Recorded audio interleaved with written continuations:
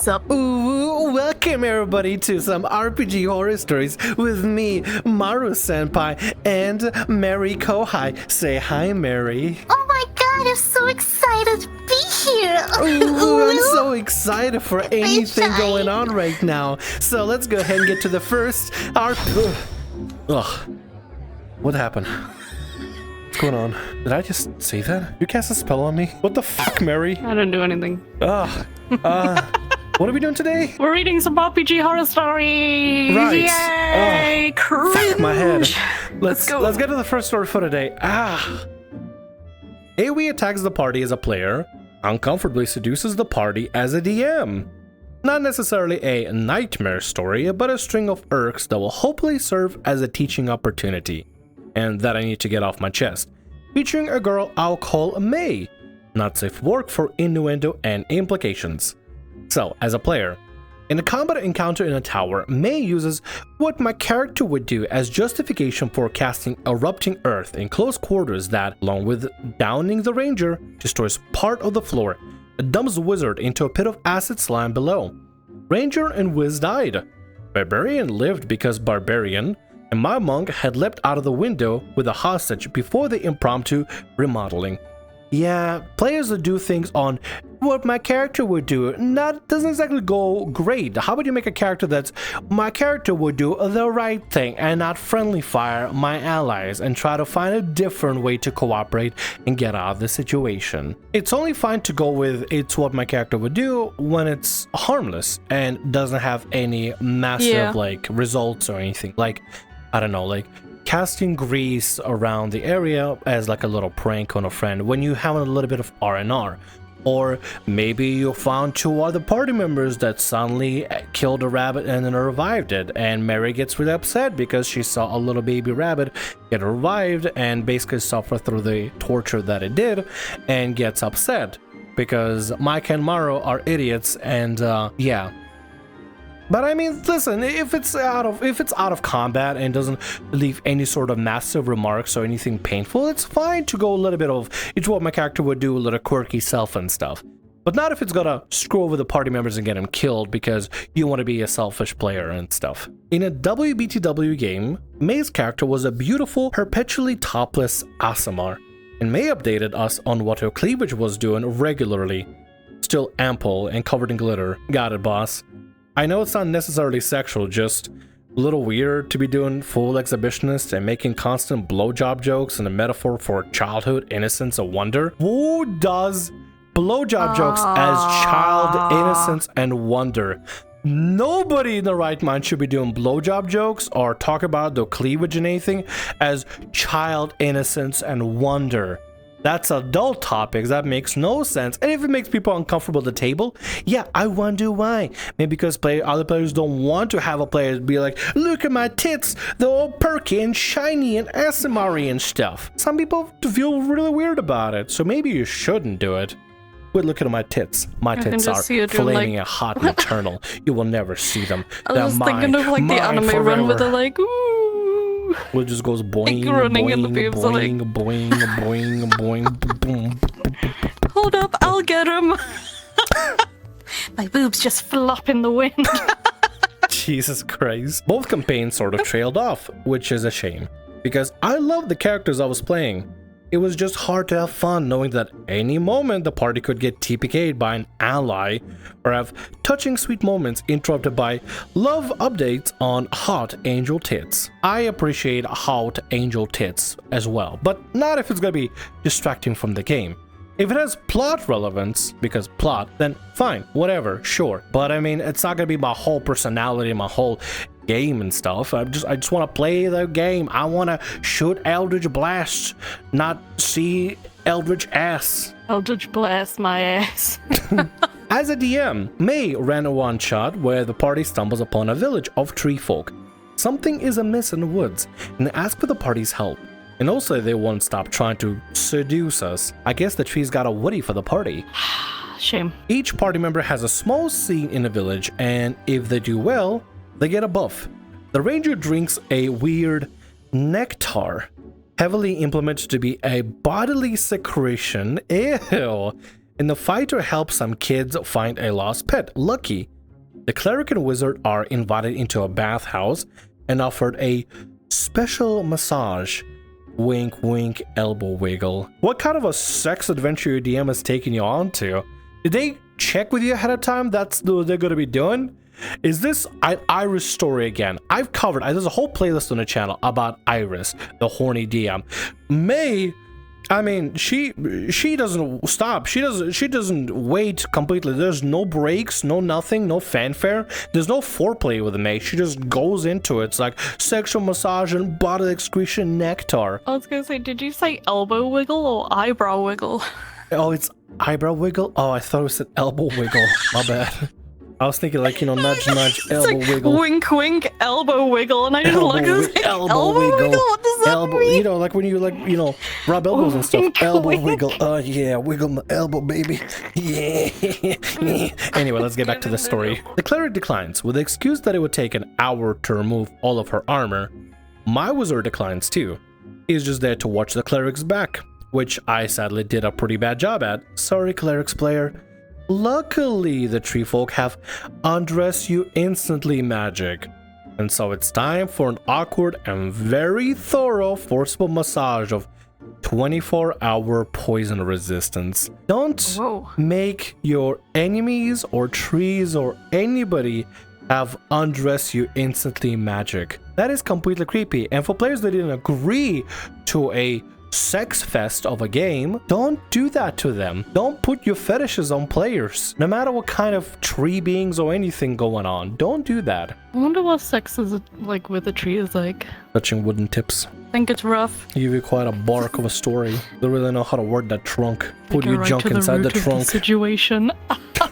Oh my god, I hate myself. They'll leave you satisfied. Oh, they're ready to deflower you. They want to pollinate all over your face Yeah, they want to touch your buds. and sprout inside of you. The tree folks never specified that the massage would grant any buffs, only that it would make the recipient feel good, which my wizard had no interest in, and I'm way more stubborn than the cleric's player, so I wasn't giving it to May's insistence that my whiz clothes kept falling off.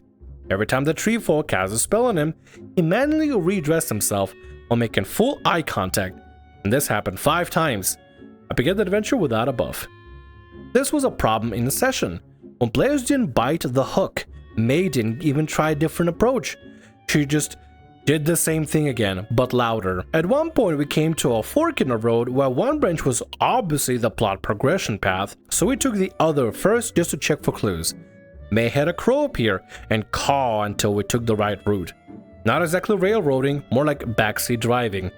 Patronizing because the person doing it doesn't trust you to be able to do anything yourself. Don't have 2 pants if you're going to scold us for taking one with them. When Comet came, I was useless because May had okayed my character sheet, spells and all, despite all the planned encounters being against foes who are immune to the spells I'd prepared.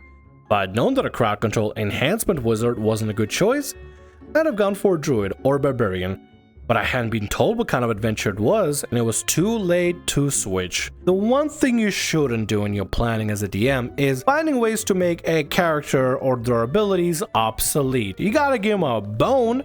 It's fine to have some characters have resistance to stuff or be completely immune to certain conditions, but you gotta make the other ones not immune and stuff. You gotta keep it balanced, because I mean, otherwise, if you have a healer that can do the healing, or if you have a buffer and debuffer that can't buff or debuff, and you have a tank that physically cannot tank, or damage dealers and spellcasters that basically feel useless because none of their attacks hit properly, then you're making the most boring and annoying game ever to exist. Don't screw your players over just because you find it inconvenient. Give them opportunities to play the classes they made, for crying out loud. In the end, after an underwhelming final battle, we returned to the village where they gave us each a nondescript enchanted compass and offers of more sexual favors, which we still didn't want or react favorably to, just like the last several times. Then we left the woods and all lost our memories of the past 24 hours, so I was like the one shot had never happened. Yay. It was like she'd scripted the whole adventure, including the party bangs the hot tree people, and it's totally awesome. I had no plans or ideas for what to do next if we didn't otherwise. She was a nice enough lass, but could not improvise or take a hint to tone down the innuendos. I hope she finds a good party of 30 bastards. I hope she finds a good party of thirsty bards to run for, and they have the flirt-filled campaign of their dreams. Are you okay, Mary? What'd I say? Okay, thirsty bards. Yeah, thirsty bards. Because, you know, bard's horny. That's the meme. It's just like, yeah, but I wasn't expecting what you would say. The 30 bastards. 30 bastards. I didn't mean to say 30 bastards. It's just like, what? That'd be an insane party. Anyway, let's get to the next story for today. DM insists on romancing my character with a minor. Brace yourself, folks. I don't think this one is gonna be fun. It's gonna be very creepy. Are you ready, Mary? I'm ready. Okay. Let's go. Let's get to it. We were a group of 4, sometimes 5, and we had just taken a break from our major campaign that lasted 2 years in order to give our DM a break. At this point, I had known the DM for over 6 years, and she was the oldest of us, 30 Fahrenheit. She's really cold, guys. Give her a jacket, please. She's freezing. Are you okay? 30 female, while our youngest member was 21 female. We decided to keep D&D weekends going while the main quest was on hold, and as an excuse to try different things, we would take turns doing one-shots with different masters every Saturday. Everyone made a new character to be used in a one-shot, and we would restart them every Saturday if we wanted to try something different, since it wasn't serious and we were just exploring. I made a male druid drow allergic to animals as a joke. First session went fine until the DM from the main campaign decided to introduce her own character, a female centaur ranger.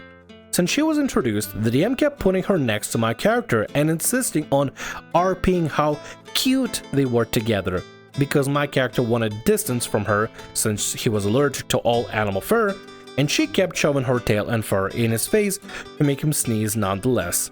I kept trying to stay in character while telling her to stop and focus on the shot, but my effort was in vain. Another master took over on the next few weekends, and the main DM kept the same behavior as a centaur character, even as a full PC, disrupting all sessions.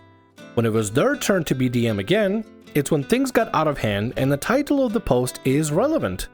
The DM suddenly introduced the concept of potion that could heal my character from his allergies permanently at the beginning of her shot, and kept insisting on introducing a new male character as the potion shopkeeper to sell to my character, who hints of having to pay with his body, which I now assume was to test if my character was gay, and that's why I wasn't interested in a centaur character the DM had introduced first, or why I refused to potion itself over and over. Nothing is a story.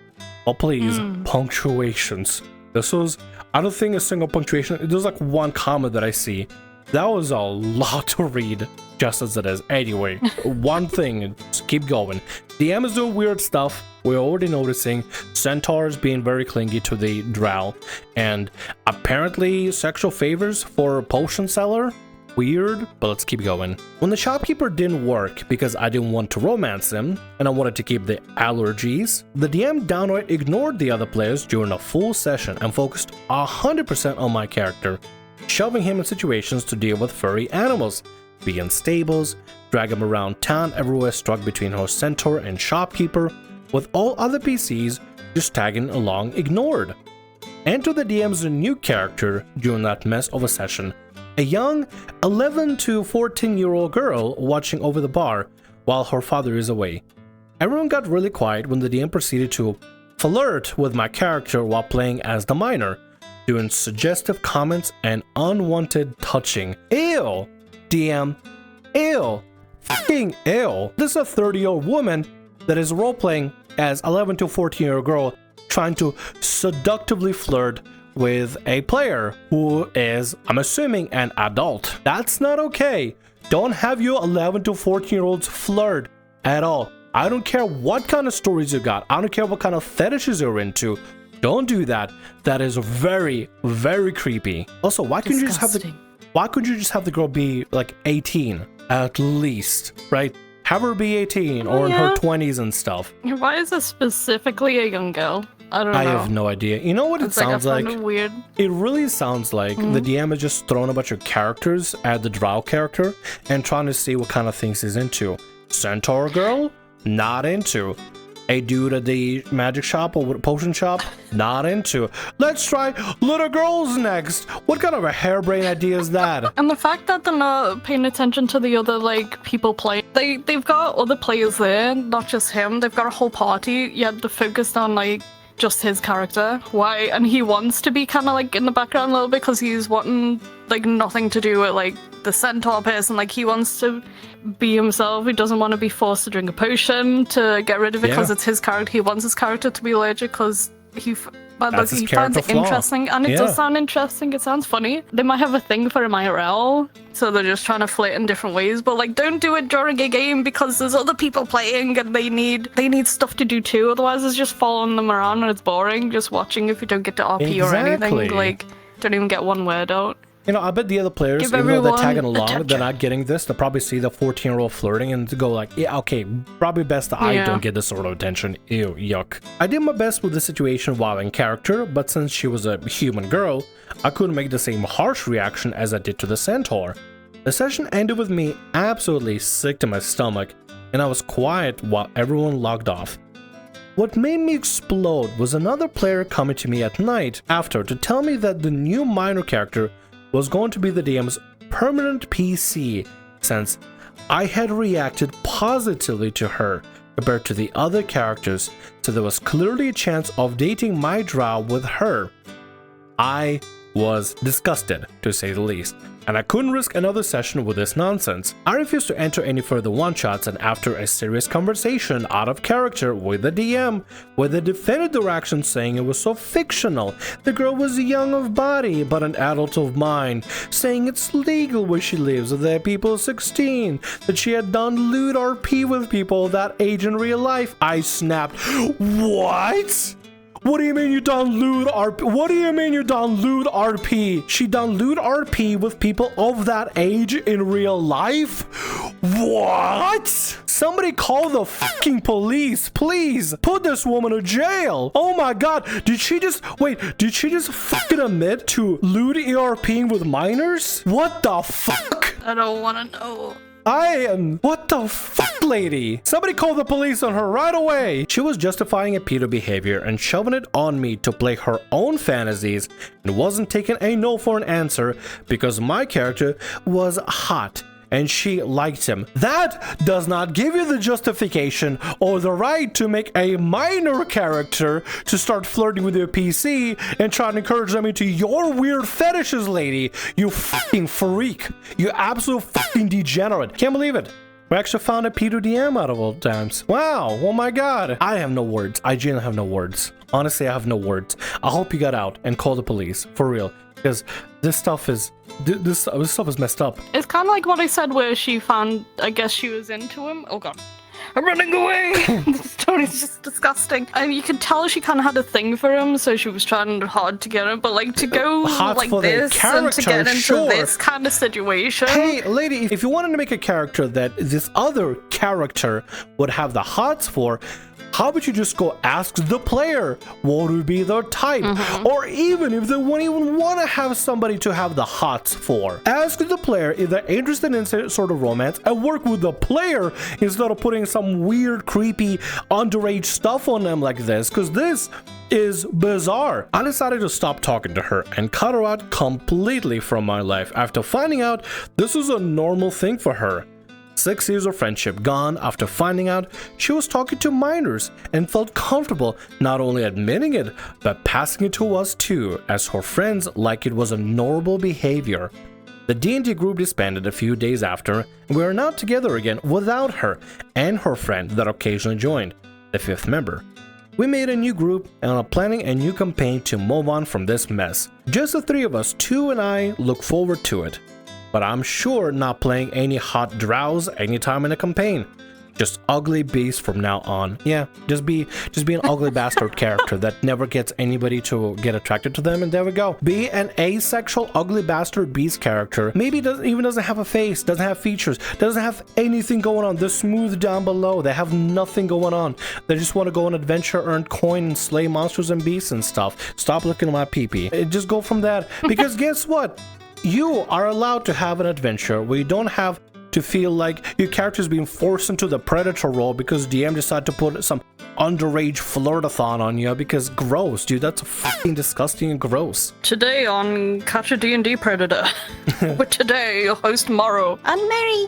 It's like, Mary, We're gonna kill him. We're gonna get him. We're gonna shove an apple up their ass. We're gonna shove an apple up their ass. I don't know, Apple is the first thing I think of. Thank you for watching. This has been Mary and Stinky Morrow, and I hope you enjoyed watching us read some RPG horror stories. If you'd like to see more of the videos, make sure to subscribe to the channel. If you'd like to see more of Mary, let us know down in the comment section below.